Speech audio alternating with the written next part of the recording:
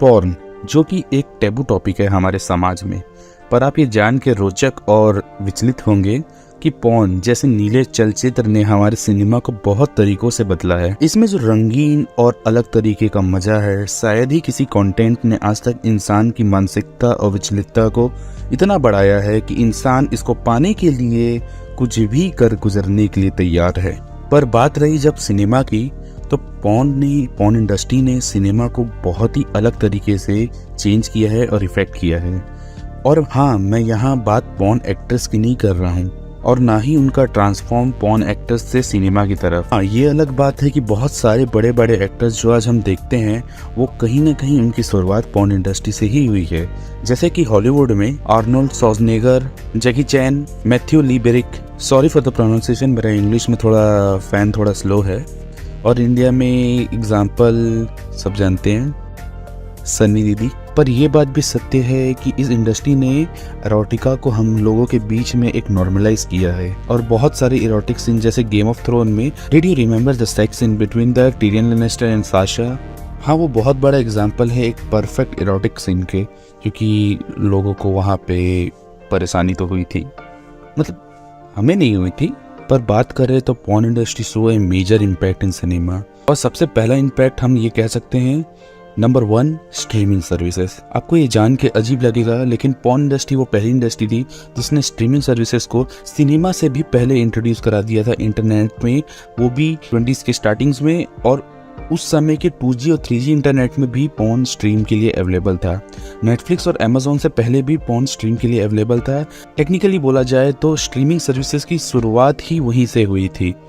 और बाद में सिनेमा इंडस्ट्री ने देखा कि हाँ, कंटेंट को ऑनलाइन अवेलेबल करा के भी पैसे कमाए जा सकते हैं, तो उन्होंने बिजनेस मॉडल को कॉपी किया। और right now we can see there is a lot of streaming services right now like Amazon, Netflix and Ullu. दूसरे पॉइंट की बात करें तो VCR। अगर ओल्ड टाइम पे अगर आपको कोई भी कंटेंट प्राइवेट में कंज्यूम करना है तो उसका सिर्फ एक ही तरीका था कि आप VCR के थ्रू ही इस कंटेंट को प्राइवेट में कंज्यूम कर सकते थे।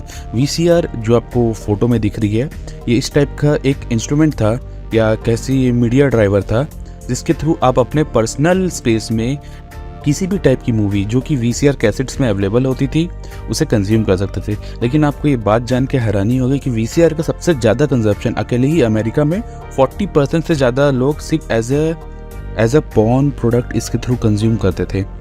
और at the time porn industry is the first industry who adopt VCR to distribute their content.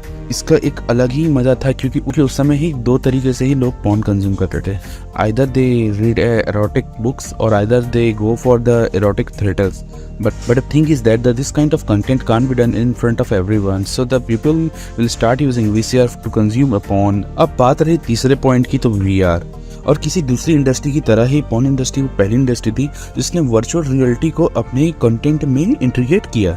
और ना ही सिर्फ इंटीग्रेट किया, एक तरीके से बोला जाए तो फुल्ली डेवलप भी किया और आगे के लिए एक भविष्य भी दिखाया कि how to integrate a VR with the today environment of entertainment.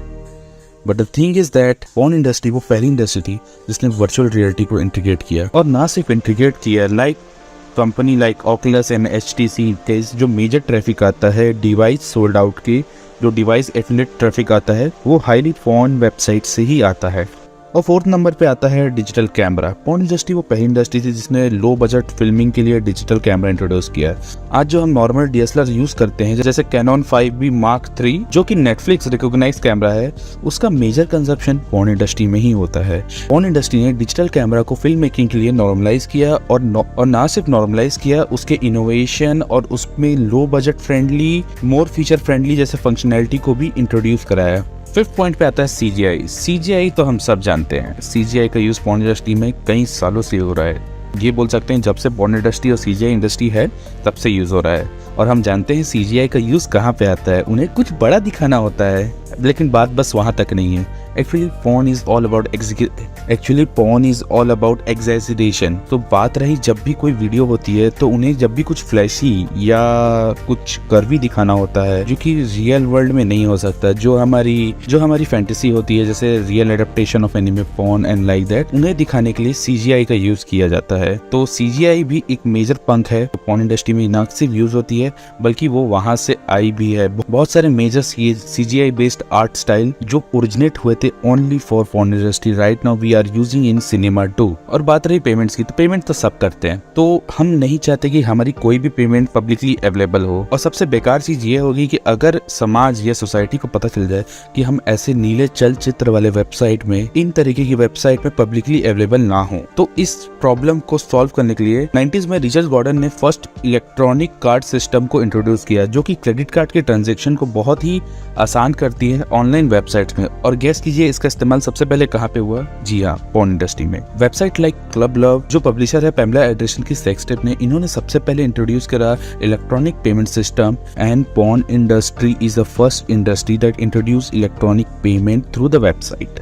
और 7 पॉइंट ये है कि हाई स्पीड इंटरनेट। और आप ये बात जान के बिल्कुल भी आश्चर्यचकित नहीं होंगे कि वर्ल्ड की जो फर्स्ट स्ट्रीमिंग सर्विस थी वो एक पोर्नोग्राफिक वेबसाइट थी, जो कि डच कंपनी थी रेड लाइट के नाम से, जिन्होंने वर्ल्ड का फर्स्ट पॉर्न स्टेशन और पॉर्न वेबसाइट और स्ट्रीमिंग सर्विसेज अवेलेबल किया था। और ये बात सच है कि ये काम उन्होंने 6 साल पहले किया था। और ये बात सच है कि इन्होंने ब्लॉकबस्टर और मिररमैक्स से 6 साल पहले ये काम कर दिया था। और आपको ये बताना चाहूंगा कि यूट्यूब 2005 में इंट्रोड्यूस हुआ है। और 8वां पॉइंट ये है कि एआई मैनिपुलेशन पॉर्न में सबसे पहले इंट्रोड्यूस किया गया है, क्योंकि हमारी फेटिश होती है कि हम अपने पसंदीदा सेलिब्रिटी को वो करते हुए देखे जो हमारी फैंटेसी से रिलेट करता है। और पॉर्न इंडस्ट्री वो पहली इंडस्ट्री है जिसने एआई मैनिपुलेशन और डीप फेक को इंटीग्रेट किया है वीडियो सर्विसेज में। और to be honest, we all try to search about Hermione Granger's and Katrina Kaif video in our puberty period. और इसी तरीके से पॉर्न इंडस्ट्री ने बहुत ही ज्यादा टेक को इन्फ्लुएंस किया है।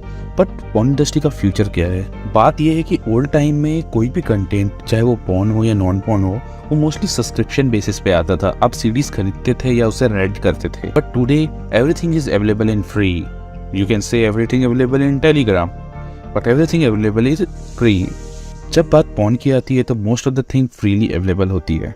और सेकंड मेजर प्रॉब्लम है फ्यूचर ऑफ पॉर्न इंडस्ट्री की, कि majority of country right now banning porn. और थर्ड मेजर चीज आती है sex robot real porn star worker को उनके जॉब से ना सिर्फ रिप्लेस कर रहा है बल्कि एक कस्टमाइज फॉर्म में इंडस्ट्री को चेंज भी कर रहा है।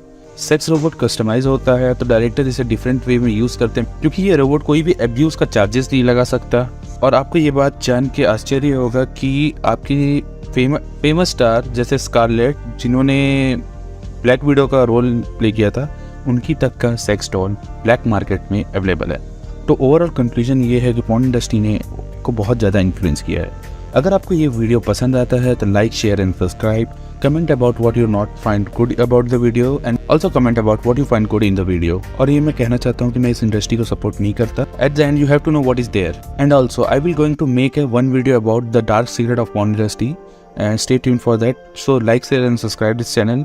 And I'm not support this industry, I just want to give you information about this industry. Have a nice day, God bless you. Like, share and subscribe. Have a nice day, God bless you.